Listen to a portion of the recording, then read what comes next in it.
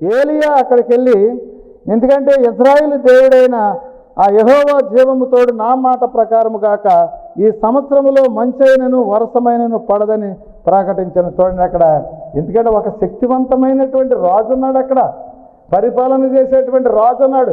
ఆ స్థలంలోకి వెళ్ళి మరి అక్కడ శపించితే అక్కడ నిజంగా వర్షం కురవకపోతే రాజు ఊరుకుంటాడా? దేవుడు అదే చెప్తున్నాడు. ఎందుకంటే నేను ఇచ్చినటువంటి మాట తూచ తప్పకుండా వెళ్ళగలిగినట్లయితే నువ్వు బ్రతుకుతావు. ఎందుకంటే నడువు అన్నప్పుడు దేవుడు వెనక్కి తిరిగి చూడకోకుండా మరి ఏలియా వెళ్ళినట్లుగా బైబిల్ గ్రంథం ద్వారాగా చూస్తా ఉన్నాం. ఎందుకంటే అక్కడ అద్భుతమైనటువంటి అవకాశం ఇచ్చాడు. ఎందుకంటే కాకులు మరి ఆహారాన్ని పట్టుకెళ్ళటం ఏంటి, మరి ఆ వాగు నీళ్లు తాగి బ్రతకటం ఏంటి, అలాగే సారిపతి ఎదవరాల దగ్గరికి వెళ్ళమన్నాడు, అక్కడ కూడా వెళ్ళాడు. ఎందుకంటే దేవుడు రక్షణ కలగజేయడానికి అనేక రకాలైనటువంటి మనుషులను వాడుకుంటాడు. అనేక రకాలైనటువంటి మనుషులను వాడుకున్నటువంటి వాళ్ళు తూచ తప్పకుండా చాలామంది చేశారు. దాంట్లో బైబిల్ గ్రంథంలో మనం చూస్తూ ఉన్నాం. కానీ దేవుడు ఏర్పాటు చేసుకున్నటువంటి వాడు చేయకపోవటం ఏంటని చెప్పి మనం ఆలోచన చేసినట్లయితే ఇది చాలా దుర్మార్గమైనటువంటి ఆలోచన. కీర్తనల గ్రంథంలో 23వ కీర్తన మనం చదువుకుని ఈ కార్యక్రమం మనం ముగించుకుందాం, ముందుకు సాగుదాం. 23వ కీర్తన ఒకసారి చూసుకుందాం. యెహోవా నా కాపరి, నాకు లేమి కలగదు, పచ్చిక గల చోట్లను ఆయన నన్ను పరుండబెట్టి ఉన్నాడు, శాంతికరమైన జలముల యొద్ద నన్ను నడిపించుతున్నాడు, నా ప్రాణమునకు ఆయన సేద తీర్చుతున్నాడు, తన నామమును బట్టి నీతి మార్గములలో నన్ను నడిపించుతున్నాడు అని చెప్పి బైబిల్ గ్రంథముల ద్వారాగా మనం చూస్తూ ఉన్నాం. ఎందుకంటే దావీదు మాట్లాడినటువంటి మాటలు, ఎందుకంటే ఒక కీర్తనగా రచించినటువంటి ఒక కీర్తన ఎంతో గొప్ప మరి శక్తివంతమైనటువంటి వాడు దావీదు కూడా. ఎందుకంటే ఆసామేష అయినటువంటి వాడు కాదు, ఎందుకంటే సంసోను కన్నా శక్తివంతమైనటువంటి వాడు. కానీ దావీదు ఏం చేసేవాడని మనం ఆలోచన చేసినట్లయితే దేవుని యొక్క పాదాలు చెంతబడి ప్రతి అనుక్షణము కూడా బ్రతిమాలుకుంటూ ఉండేవాడు. అయ్యా నేను తప్పు చేశాను, నా తప్పును క్షమించండి అయ్యా, లేకపోతే నాకు గొప్ప రక్షణ కలిగింది నీ ద్వారాగా కలిగింది అయ్యా, నేను రాజునయ్యాను నీ ద్వారాగా అయ్యాను, లేకపోతే నేను ఒక రాజ్యాన్ని జయించాను అది నీ ద్వారాగా జయించాను, అంతేగాని నేను గొప్ప వ్యక్తిని అని చెప్పి ఎక్కడా కూడా దావీదు అనుకోలేదు. అదే ఈ కీర్తన మనకి మరి 23వ కీర్తన తెలియజేస్తా ఉంది. 5వ వచనం చదువుకుని కార్యక్రమం మనం ముందుకు సాగించుకుందాం. నా శత్రువుల ఎదుట నీవు నాకు భోజనము సిద్ధపరుచుదువు, నూనెతో నా తల ఏంటి ఉన్నావు, నా గిన్నె నిండి పొర్లుచున్నది, నేను బ్రతుకు దినములనియు కృపాక్షేమములే నా వెంట వచ్చును, చిరకాలము యెహోవా మందిరములో నేను నివాసము చేసేదని. చూడండి, ఎందుకంటే నా గిన్నె పొంగుతున్నదని చెప్పి తెలియబడతా ఉంది. చిరకాలము యెహోవా మందిరంలో నివసించదనని చెప్పి మరి ఒక కీర్తనలో గుర్తు చేసుకుంటా ఉన్నాడు. చూడండి ఎంత అద్భుతమో.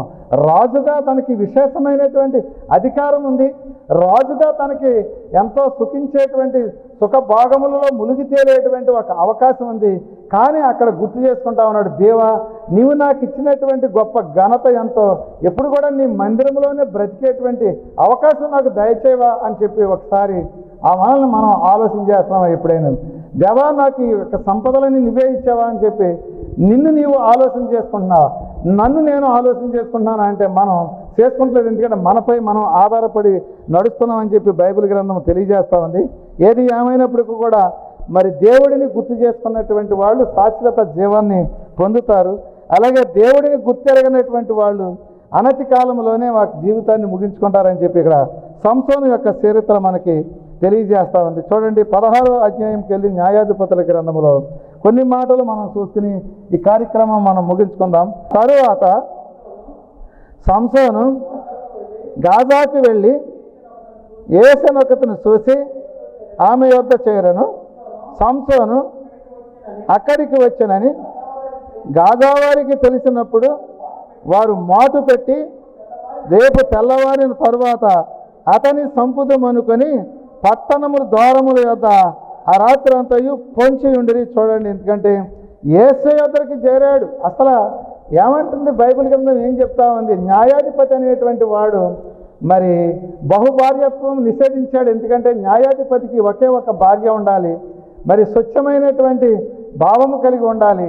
అలాగే మరి ఆ బహుభార్యత్వం ఉన్నటువంటి వాళ్ళు ఎంతో మరి నీచులని చెప్పి తెలియబడతా ఉంది కొన్ని ఆధారాల ద్వారా. కానీ న్యాయాధిపతుల్లో ఎంతోమంది బహుభార్యలతో సంతానం కని చివరికి ఎన్నో అరిష్టాలు సృష్టించినట్టుగా న్యాయాధిపతుల్లో మనం చూస్తా ఉన్నాం. ఏది ఏమైనప్పుడు మానవ నైజం, ఎందుకంటే అది మానవులు చేసేటువంటి పని కాబట్టి అది దేవునికి వ్యతిరేకమైనటువంటి పని తెలుసుకోకుండా వాళ్ళు దేవుడు ఇచ్చినటువంటిది కూడా మర్చిపోయి చేస్తాను. అలాగే గాజాకు ఒక వేశ్య దగ్గరికి వెళ్ళాడు.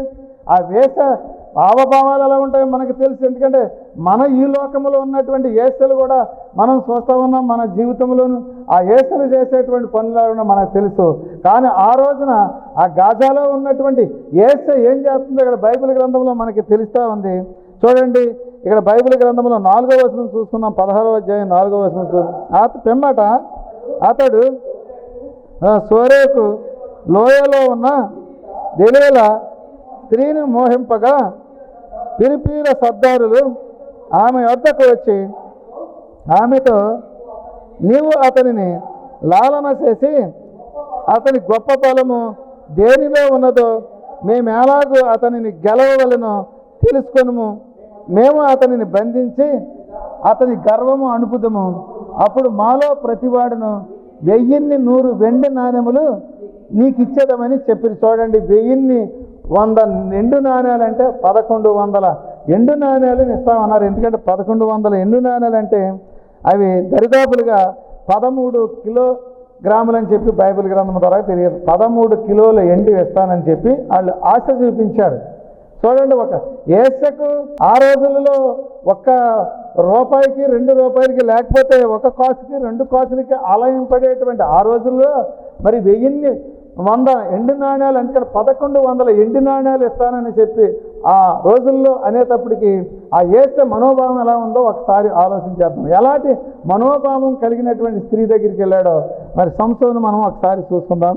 చివరికి మరి ఆ 1100 వెండి నాణ్యాలు అంటే ఈ రోజున 13 కిలోగ్రాములని మనం తెలుసుకోవచ్చు. కానీ 13 లక్షల ఖరీదు ఈ రోజును బట్టి చూసినట్టయితే 13 లక్షల ఖరీదు అయినటువంటి వెండి నాణ్యాలని ఎవరికైనా సరే మనమైనా నీవు బైబిల్ వదిలేస్తావా, నీకు ఒక 10 కోట్లు ఇచ్చేస్తానంటే ఖచ్చితంగా వదిలేస్తాం మనం కూడా. ఎందుకంటే మరి ఆ ధనములో ఉన్నటువంటి గొప్పదనాన్ని మనం రుచి చూసాం. ఆ ధనములో ఉన్నటువంటి గొప్పదనాన్ని రుచి చూసిన మనం ఏం చేస్తాం, చివరికి మరికి కోట్ల డబ్బునే చూస్తాం తప్ప బైబిల్లో ఉన్నటువంటి గొప్పదనాన్ని మనం చూడలేదు. కానీ ఈ కోట్ల ధనం మనకు కూడా రాదు, మనల్ని రక్షించలేదు. కానీ బైబిల్ని నమ్మి బైబిల్లో ఉన్నటువంటి జ్ఞానం అయితే మన యొక్క జీవితానికి కావాల్సినటువంటి ఒక ఆదర్శప్రాయమైనటువంటి మార్గాన్ని చూపించి మనం బ్రతికేటువంటి ఒక అవకాశం ఇస్తుంది. అదే ధనం అయితే మనల్ని చంపేసేటువంటి అవకాశం ఉందని చెప్పి ఇక్కడ మనం తెలుసుకోవచ్చు. ఈరోజు తెలుసుకోకపోతే మన జీవితం కూడా సంసోను యొక్క జీవితంలాగా సాగుతుందని చెప్పి బైబిల్ గ్రంథంలో మనం తెలుసుకోవచ్చు. చూడండి, ఇక్కడ 6వ వచనం చూడండి, 16వ అధ్యాయం 6వ. అప్పుడు కాబట్టి దెలీలా నీ మహాబలము దేనిలోనున్నదో నీది దేని చేత కట్టి బాధింపబడవచ్చో నాకు దయచేసి తెలుపుమని సంసోనుతో అనగా. చూడండి, ఎందుకంటే నీ బలము దేంట్లో ఉందో, నీ యొక్క గొప్ప శక్తి దేంట్లో ఉందో తెలియజేయని చెప్పి లాలన చేసి మళ్ళీ అడుగుతా ఉంది. ఎందుకంటే ఈ వెండి నాణ్యాలు కాసిపడినటువంటి ఒక దెలీలా అనేటువంటి ఒక స్త్రీ ఇక్కడ మనకి కనపడతా ఉంటుంది. చూడండి, నీ బలము దేంట్లో ఉందో తెలియజేయి, నీ శక్తి దేంట్లో ఉందో తెలియజేయి, నాకు తెలియజేయి అని చెప్పి అడుగుతా ఉంది. చూడండి ప్రియమైనటువంటి సహోదరులారా, అదే మరి సొంత భార్య నిజమైనటువంటి రక్షణ కలిగినటువంటి బిడ్డ ఉండే ఆ మాట తెలియజేయదు కదా. ఎందుకంటే ఎంతోమంది స్త్రీలు తన భర్తలని మరి ఎంతో కంటికి రెప్పలాగా కాపాడుకునేటువంటి ఈ రోజుల్లో కూడా ఎంతోమంది స్త్రీలు ఉన్నారు. ఆ స్త్రీల ద్వారాగా ఈ సమాజం ఈ సుభిక్షంగా నడుస్తూ ఉందని చెప్పి మనం చెప్పుకోవచ్చు. కానీ ఈరోజు మరి ఆమె అంటుంది, నీ బలము దేంట్లో ఉందో నాకు తెలియజేయి. ఎందుకంటే లాలన చేసి మరీ అడుగుతా ఉంది. తన మనస్సులో ఉన్నటువంటిది గమనించలేనటువంటి వ్యక్తి చివరికి ఆ కట్టుకథలు ఈ కట్టుకథలు ఆ కట్టుకథలు చెప్పి చివరికి తన బలము దేంట్లో ఉందో ఖచ్చితంగా తెలియజేశాడు. ఇసుకుపోయినటువంటి వ్యక్తి తెలియజేస్తూ ఉంటాడు. ఈ సమాజంలో కూడా కొంతమంది స్త్రీలు ఉంటా ఉంటారు. ఒక అమ్మాయి ఏదో తప్పులు చేస్తూ ఉంది. ఇక్కడ ఈ పక్కన ఉన్నటువంటి ఊర్లోనే తన భర్త అన్నాడు, ఆవిడ కూడా క్రైస్తవురాలే. భర్త కూడా చర్చికి వెళ్తూ ఉండేవాడు. అన్నాడు, నువ్వు చేసేటువంటి పనులు నేను చూడలేకపోతున్నాను, నా బ్రతికెలాగుంది అని చెప్పి బాధపడతా అడిగాడు భార్యని. నువ్వు చేసేటువంటి తప్పుల ద్వారా నేను చూడలేకపోతానని అడిగినప్పుడు ఆ స్త్రీ ఏముందో తెలుసా, చూడలేకపోతే నీ కంటిలో జిల్లేడు పాలు పొడుచుకో అని చెప్పి అంటంతో ఈ క్షణికావేశంలో వెళ్ళి చివరికి ఏం చేశాడంటే కంట్లో జిల్లేడు పాలు పొడుచుకున్న కన్నులు పోయినాయి చివరికి. చూడండి ప్రియమైనటువంటి సహోదరులు, అలాంటి స్త్రీలు ఉంటారు. అదే స్త్రీ ఇక్కడ మనకి కనపడతా ఉంది. నీ బలము దేంట్లో ఉందో చెప్పమని లాలన చేసి అడుగుతా ఉంది, ఇసుకిచ్చి అడుగుతా ఉంది.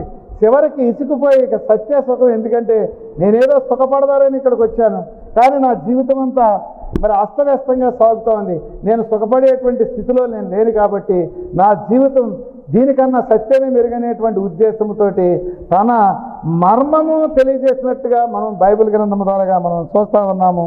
చూడండి ఇక్కడ 15వ వచనంలో కనపడతా ఉంది. చూడండి, అప్పుడు ఆమె నాయందు నీకు ఇష్టము లేనప్పుడు నేను నిన్ను ప్రేమించుతున్నానని నీవెందుకు చెప్పుతున్నావు? ఇదివరకు నీవు ముమ్మారు ఎగతాళి చేసి నీ గొప్ప బలము దేనిలో ఉందో నాకు తెలపకపోతివని అతనితో నేను. ఆమె అనుదినము మాటల చేత అతనిని బాధించి తొందర పెట్టుతున్నందున అతని ప్రాణము విసిగి సావగోరెను. అప్పుడు అతడు తన అభిప్రాయం అంతయు తెలియజేసి, నేను నా తల్లి గర్భము నుండి పుట్టినది మొదలుకొని దేవునికి నాజీరు చేయబడిన వాడై ఉన్నాను, నా తల మీదకి మంగళకత్తి రాలేదు, నాకు క్షవరము చేసిన ఎడల నా బలము నాలో నుండి తొలగిపోయి ఇతర మనుషుల వలె అవుదునని ఆమెతో నేను. చూడండి బైబిల్ గ్రంథం ప్రకారంగా మనం చూసినట్లయితే చివరికి తనలో ఉన్నటువంటి దేవుడిచ్చినటువంటి మర్మాన్ని కూడా ఇప్పి చెప్పాడు. ఇసుకుపోయినటువంటి వ్యక్తి ఏం చేశాడు, ఆ రోజు నీ కంట్లో జిల్లేడు పాలు పొడుచుకోమంటే పొడుచుకున్నాడు, కళ్ళు పోయినాయి. చివరికి అనతి కాలంలోనే అలా నశించిపోయాడు. కానీ ఇక్కడ తన మర్మం చెప్పాడు. ఈ మర్మం చెప్పినటువంటి వ్యక్తి చివరికి అనుకున్నంత పని చేసింది మనం అంత చూసుకోవక్కలేదు. కానీ సామెతల గ్రంథంలో ఒక గొప్ప సామెతోటి మనకు కనపడతా ఉంటుంది. చూడండి, సామెతల గ్రంథం 27వ సామెత 15 వచనం అనుకుంటా. చూడండి, ముసురు దినమున ఎడతెరక కారు నీళ్లును గయ్యాలి అయిన భార్యను సమానము, దానిని ఆపజూసువాడు గాలిని ఆపజూసువానితోను తన కుడి చేత నూనె పట్టుకొని వానితోను సమానుడు. చూడండి ఇక్కడ మరి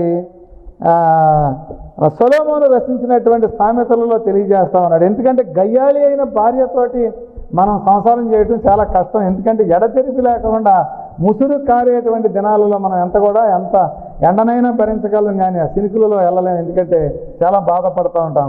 అలాగే గయ్యాళి అయినటువంటి భార్యతోటి మన జీవితం మరి సక్రమంగా వెళ్ళదు, సవ్యంగా వెళ్ళదని చెప్పి ఇక్కడ బైబిల్ గ్రంథము తెలియజేస్తూ ఉంది. ఏది ఏమైనప్పుడు కూడా బైబిల్ గ్రంథంలో చూసుకున్నట్లయితే మనం మరి ఎన్నో అద్భుతమైనటువంటి భావాలను మనం చూసుకుంటున్నాం. ఈ బైబిల్ గ్రంథం ప్రతిరోజు మనం చదువుకుంటాం. మనం కూడా ఏ రకమైనటువంటి స్థితిలోకి వెళ్తున్నాం మనం తెలుసుకున్నట్లయితే మనం రక్షింపబడతాం, లేకపోతే మన జీవితం కూడా మరి ముగింపబడద్దని చెప్పి బైబిల్ గ్రంథము తెలియజేస్తూ ఉంది. ఏది ఏమైనప్పుడు కూడా చివరికి సంసోను యొక్క బలము దేంట్లో ఉందో ఫిలిష్తీయులకు తెలిసిపోయింది. మరి ఫిలిష్తీయులకు తెలిసిపోయిన తరువాత సంసోను యొక్క బలహీనుడైపోయిన తర్వాత జరిగింది కూడా మనం చూసుకున్నాం. ఎందుకంటే చాలామంది సేవకులు సంసోను గొప్ప బలవంతుడు, శక్తివంతుడు, సంసోను యొక్క జీవితాన్ని గురించి ఎంతో అద్భుతంగా చెప్తూ ఉంటారు. నేనైతే సంసోను యొక్క మరి బలవంతుడు, మరి ఆ బలం దేవుడిచ్చినటువంటి బలముతోటి తన స్వశక్తితో ఆధారపడి చివరికి తన జీవితాన్ని కోల్పోయాడని చెప్పి నేను చెప్తా ఉంటాను. బైబిల్ గ్రంథం ప్రకారంగా చూసినట్లయితే ఇక్కడ బైబిల్ గ్రంథంలో ఇదే 16వ అధ్యాయంలో చూడండి 23వ వచనం కనపడతా ఉంది. చూడండి, అతడు బందీ గృహములో తిరగని విసులువాడాయను, అయితే అతడు సౌరము చేయబడిన తరువాత తల వెంట్రుకలు తిరిగి మొలుచుటకు మొదలుపెట్టెను. ఫిలిష్తీయులు సర్దారులు మన దేవత మన శత్రువు అయిన సంసోనును మన చేతికి ఉన్నదని చెప్పుకొని తమ దేవత అయిన దాగోనుకు మహాబలి అర్పించుటకు పండుగ ఆచరించుటకు కూడుకొనిరి. చూడండి, ఎందుకంటే ఒక శక్తివంతమైనటువంటి నిజదేవుడు ఏర్పాటు చేసుకున్నటువంటి ఒక వ్యక్తిని ఎందుకు పనిచేయనటువంటి ఆ ఫిలిష్తీయులు ఎందుకంటే తమ దేవతకు అర్పించడానికి తీసుకెళ్తా ఉన్నారు. చూడండి, ఎందుకంటే దేవుని ఆశీర్వాదం పొందినటువంటి వ్యక్తి మరణానికి దగ్గరలో ఉన్నాడు అని అంటే మనం చాలా ఆలోచన చేయాలి. ప్రియమైనటువంటి సహోదరులారా, మరణానికి దగ్గరలో ఉన్నటువంటి వ్యక్తిని మనం అక్కడ చూస్తూ ఉన్నాం.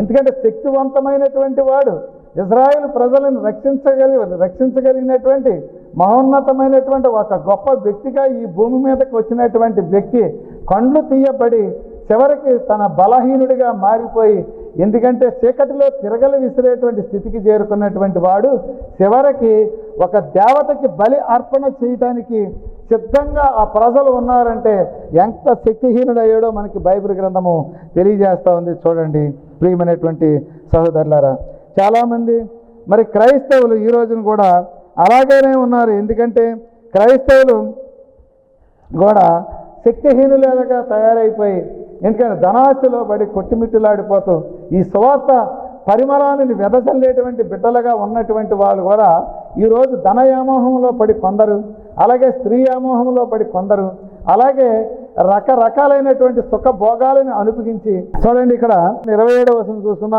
స్త్రీ పురుషులతో నిండి ఉండను ఫిలిష్తీయుల సర్దారులు అక్కడ సర్దారులందరూ అక్కడ నుండిరి. వారు సంసోరును ఎగతాళి చేయగా గుడి కప్పు మీద స్త్రీ పురుషులు రమారమి 3000 మంది చూసుచుండరి. అప్పుడు సంసోను, యెహోవా ప్రభువా, దయచేసి నన్ను జ్ఞాపకము చేసుకొని దేవా, దయచేసి ఈసారి మాత్రమే నన్ను బలపరచుము. నా 2 కళ్ళు నిమిత్తము ఫిలిష్తీయులు ఒక్కమారే దండించి పగ తీర్చుకొని నిమ్మని యెహోవాకు మొర్రపెట్టి. చూడండి, ఎందుకంటే యెహోవాకు మొర్రపెట్టి నా 2 కళ్ళు నిమిత్తం ఒకసారి పగ తీర్చుకొని నిమ్ము. ఎందుకంటే ఇక్కడ తెలియజేస్తుంది గుడ్డివాడు చేసేటువంటి పని ఏంటి, గుడ్డివాడు ఏం చేయగలరు? మరి బాగున్నప్పుడు ఎన్నో చేశాడు. ఎందుకంటే పచ్చి గాడిద దవడ ఎముకతోటి ఎంతోమందిని చంపేశాడు, అలాగే సింహాన్ని సీల్ చేశాడు, ఎంతో బలవంతమైనటువంటి, అలాగే ఫిలిష్తీయులని ఎంతోమందిని చంపేసి కుప్పలుగా వేశాడు, వాళ్ళ పంట చేలు తగలబెట్టాడు, ఎంతో చేశాడు. కానీ ఇప్పుడు కళ్ళు పోయినటువంటి వ్యక్తి చూడండి ఎంతో అద్భుతంగా ఉందో చూడండి మాట చూడండి. యెహోవా ప్రభువా, దేవా, నాకు ఒకసారి ఒక అవకాశం ఏం చెప్పి అడుగుతా ఉన్నాడు. చూడండి ప్రియమైనటువంటి సహోదరులారా, అన్నీ కోల్పోయిన తర్వాత అవకాశం ఇస్తే మాత్రం ఏం జరుగుతుంది? అక్కడ అవకాశం ఇస్తే మాత్రం జరిగేటువంటిది ఏంటని మనం ఆలోచన చేసినట్లయితే ఏది ఏమైనప్పుడు కూడా తనను రక్షించుకోలేకపోయాడు, తన ప్రజలను రక్షించేటువంటి శక్తిని కోల్పోయినటువంటి వ్యక్తికి ఏది ఇస్తే మాత్రం ఉపయోగమైంది. కానీ మరి దేవుని ప్రణాళిక వేరు కాబట్టి మరి ఆ ఫిలిష్తీయ ప్రజల మీద ఉన్నటువంటి మరి ఆ ప్రజల నుంచి రక్షించవలసినటువంటి ఒక యోధుడు మరి అడుగుతా ఉన్నాడు. కాబట్టి ఒక్కసారి తన బలాన్ని ఇచ్చినట్టుగా మనం ఇక్కడ బైబిల్ గ్రంథం ద్వారాగా మనం చూస్తూ ఉన్నాం. చూడండి ప్రియమైనటువంటి సహోదరులారా, ఈ సమయంలో చూసి మనం ఏం చేయగలుగుతా ఉన్నాం, ఏం చేయగలదు? ఎందుకంటే మనకు వచ్చినటువంటి దురవ్యవస్థలో మనం ఏం చేయగలం? మన జీవితాన్ని కోల్పోయేటువంటి స్థితిలో ఉన్నప్పుడు మనం ఏం చేయగలం? మనం ఏమీ చేయలేనటువంటి స్థితిలోకి వెళ్ళిపోయిన తర్వాత ఏమీ చేయలేము. కానీ ఇక్కడ ఒక్క పని చేసినట్లుగా బైబిల్ గ్రంథం ద్వారాగా మనం చూస్తూ ఉన్నాం. చూడండి ఏం చేశాడో ఇక్కడ మనం చూసుకున్నట్లయితే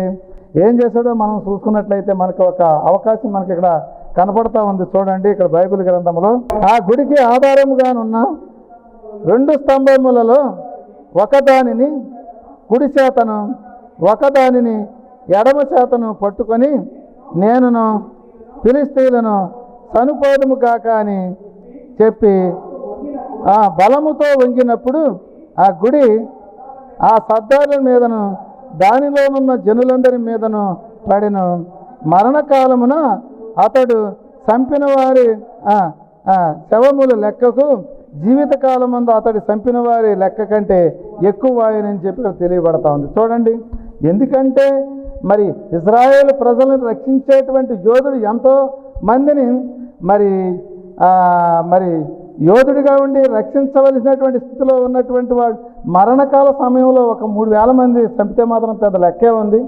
మరి ఆ గుడి ఎంతో మరి శక్తివంతమైనటువంటి బలవంతమైనటువంటి గుడి, అది ఎంతో బలవంతుడు కాబట్టి అది పీకడని చెప్పి తెలియబడతా ఉంది. కానీ బలము దేంట్లో ఉందో మనం ఇక్కడ ఆలోచన చేసినట్లయితే అతనిలో ఉన్నటువంటి బలముగా దేవుడు అతనికి ఇచ్చినటువంటి ఒక ఆఖరు అవకాశం అని చెప్పి తెలియబడతా ఉంది. కానీ అది అతను అలా అడిగాడు, కానీ ప్రభువా నా కళ్ళు నేను మారిపోయి నా జీవితాన్ని నీ వైపుకి తిరిగి ఇప్పుడు చేసినటువంటి తప్పులు నేను సరి చేసుకుంటానని ఒక్క మాట చెప్పగలిగినట్లయితే నిజంగా కూడా దేవుడు ఆ పోయినటువంటి కళ్ళుని మళ్ళీ తిరిగిచ్చేటువంటి శక్తివంతమైనటువంటి దేవుడు. దేవుడికి అసాధ్యమైనటువంటిది ఏదీ లేదు. దేవుడు సాధ్యమే దేవుడికంతా.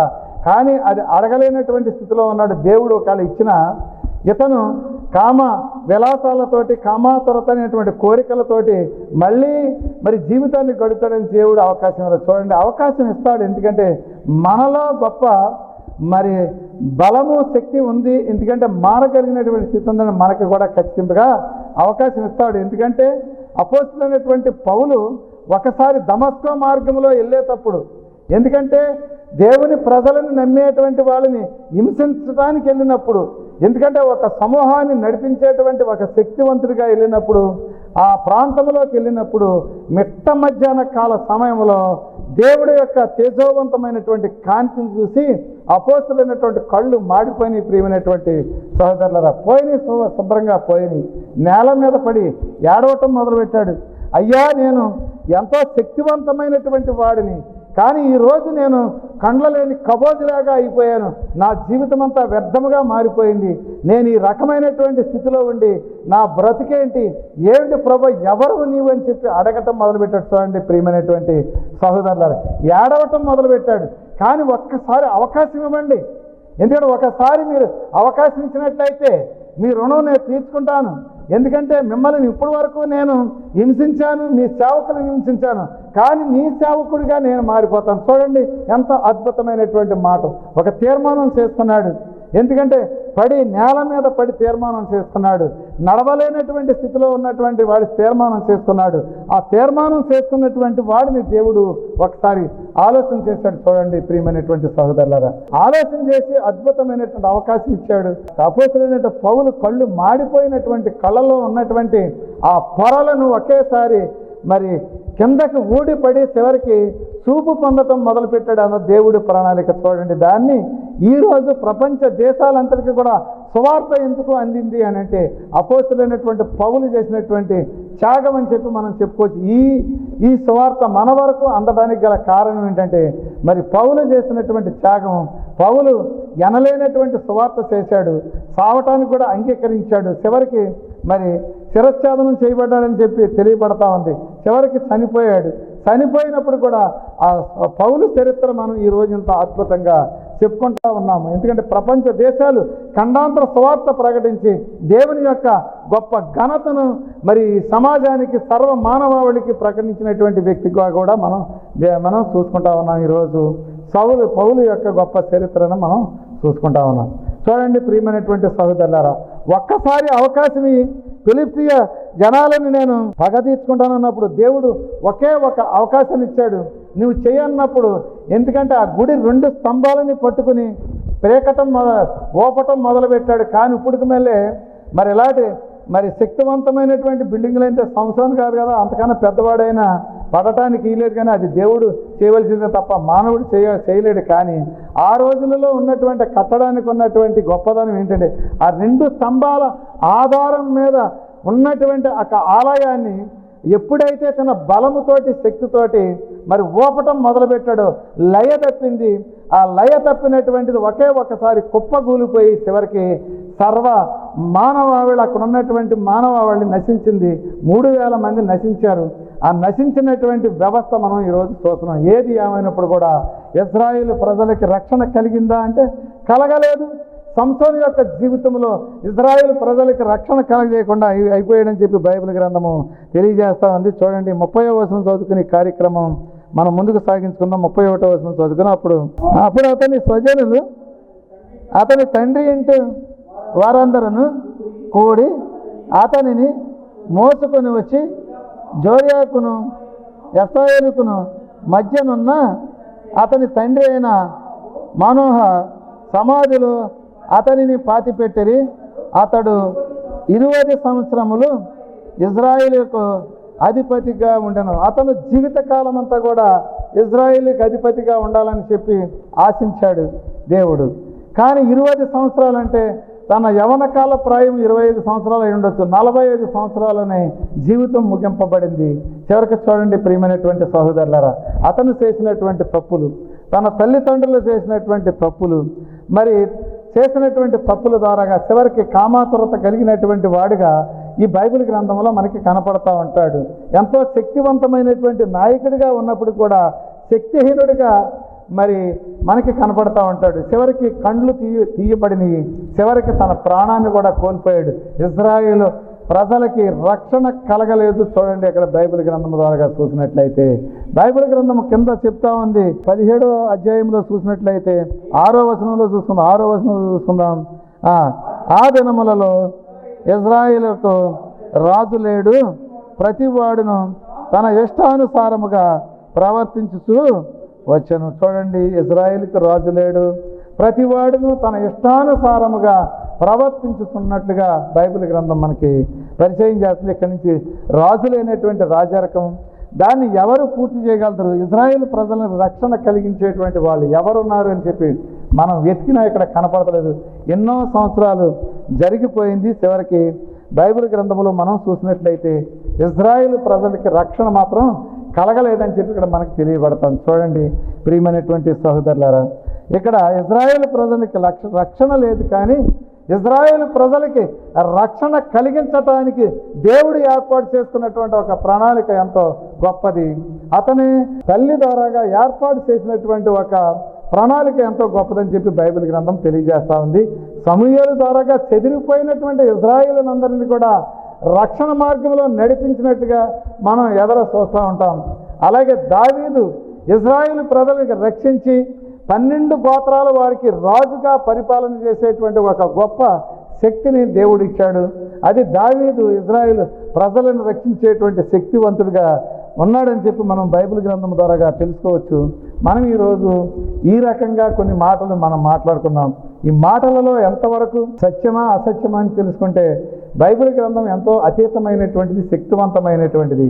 దీనికి ఉన్నటువంటి గొప్ప ఘనత ఏమిటి అని చెప్పి ఆలోచన చేసినట్లయితే ఎంతో మరి జ్ఞానము కలిగినటువంటి వాళ్ళు బోధించవలసినటువంటి బైబిల్ గ్రంథం ఇది. అజ్ఞాన సంబంధమైనటువంటి బైబిల్ తీసుకుని ఇదే రక్షణ అని చెప్పి మరి ప్రకటించుతా ఉన్నారు. ఎందుకంటే ఇదే రక్షణ అని చెప్పి ప్రకటించి ఈ సమాజంలో అనేక రకాలైనటువంటి అపోహలు పుట్టించి విశ్వాసులను అవిశ్వాసులుగా తయారు చేసేటువంటి సేవకులు ఈ రోజుల్లో ఎంతోమంది మనకి కనపడతా ఉన్నారు. చూడండి, మొట్టమొదట బైబిల్ తీసుకున్నప్పుడు మనం దేవుని మీద నమ్మకంతో తీసుకుంటాం, కానీ ధనయామోహానికి అలవాటు పడినటువంటి వాడు, త్వరతైనటువంటి కార్యాలకు అలవాటు పడినటువంటి వాళ్ళు బైబిల్ కూడా మర్చిపోయి జీవితాన్ని కోల్పోతూ ఉంటారు. ఎంతోమంది సేవకులు మరి వాళ్ళ యొక్క పేరు ప్రతిష్టను కోల్పోయి ఎంతోమందిని మనం చూస్తూ ఉన్నాం. అలా కాకుండా మన జీవితం అంతా కూడా సక్రమంగా సవ్యంగా నడవాలనేటువంటి ఉద్దేశంతో మనం మన యొక్క శక్తికి మించిన పని చేయాలనేటువంటి దేవుడు ఇచ్చినటువంటి ఆలోచనతోటి రానటువంటి ఈ యొక్క వాక్యాన్ని చదవటం రానటువంటి నేను కూడా మరి ప్రయత్నం మాత్రం చేయిస్తా ఉన్నాను. దీంట్లో తప్పులు ఉండొచ్చు, ఒప్పులు ఉండొచ్చు, ఏది ఏమైనప్పుడు కూడా నా శక్తి కొలది నేను మాట్లాడుతూ ఉన్నాను. ప్రార్థన చేసుకుందాం. పరిశుద్ధుడా, ఆశ్చర్యకరుడా, పరమ తండ్రి, ఇప్పటి వరకు బైబిల్ గ్రంథంలో ఉన్నటువంటి న్యాయాధిపతుల గ్రంథంలో ఉన్నటువంటి న్యాయ వ్యవస్థను గురించి కొద్దిసేపు మాట్లాడుకోవడానికి మీరు అవకాశం ఇచ్చారు తండ్రి. ప్రభా, పరిశుద్ధుడా, ఆశ్చర్యకరుడా, దీంట్లో తప్పులు ఉండవచ్చు, ఏదైనా ఉండవచ్చు, కానీ నా శక్తికి మించినటువంటి సాహసం చేసి నేను ఈ యొక్క కార్యక్రమం చేస్తూ ఉన్నాను. ఒక్కసారి మీరు గుర్తు చేసుకోండి. ఎందుకంటే ఇజ్రాయేల్ ప్రజలు చెడిపోయినటువంటి వారిని రక్షించడానికి మహాయోధులను పుట్టించినటువంటి మహా గొప్ప దేవ, ఆ యోధులు కూడా చేయలేనటువంటి పని, ఎందుకు పని చేయనటువంటి దావీదు ద్వారాగా చదువు సంధ్య లేనటువంటి ఒక పామరుడు ద్వారాగా చేయించినటువంటి మహా గొప్ప దేవ, అలాగే ఎంతోమంది విజ్ఞానులు ఉన్నటువంటి ఈ రోజులలో బైబిల్ గ్రంథం పుచ్చుకుని ఆశలో మునిగిపోయి మరి ధనమే పరమావధిగా ఉన్నటువంటి ఈ సమయంలో ఈ బైబిల్ గ్రంథము తీసుకుని ఉచితముగా సేవ చేయాలనేటువంటి ఉద్దేశంతో మరి ముందుకు నడిపించేటువంటి మహా గొప్ప దేవ. దీంట్లో ఉన్నటువంటి తప్పులు మరి ఉండవచ్చు, కానీ తప్పులన్నింటినీ ప్రతి వాళ్ళు ఏలెత్తి చూపించవచ్చు. కానీ ఏది ఏమైనప్పుడు కూడా మిమ్మల్ని నమ్మినటువంటి ఈ సమయంలో మీరే నిజమైనటువంటి రక్షణ కలిగించి రాబోయే రోజుల్లో గొప్ప ఆధ్యాత్మిక మర్మాలను తెలియజేసి బైబిల్ గ్రంథంలో ఉన్నటువంటి శక్తివంతమైనటువంటి ఈ బైబిల్లో ఉన్నటువంటి మర్మాలను తెలియజేసి ముందుకు నడిపించేటువంటి మహా గొప్ప దేవ. ఈ కార్యము ప్రార్థనతోటి ప్రారంభించాము, ప్రార్థనతోటి ముగించుకుంటా ఉన్నాము. మరి వచ్చేటువంటి వారాలలో ఇంకా మంచి అద్భుతమైనటువంటి భావముతో కూడినటువంటి ఒక ఆధ్యాత్మిక సూత్రాన్ని మాకు తెలియజేసి మీ మహిమ ఘనత ప్రభావాలతో ముందుకు సాగించమని చెప్పి అతి శ్రేష్టమైనటువంటి ప్రభు యేసు పరిశుద్ధ నామములో అడిగి వేడుకుంటున్నాను పరమ తండ్రి. ఆమేన్. అందరికీ వందనాలు.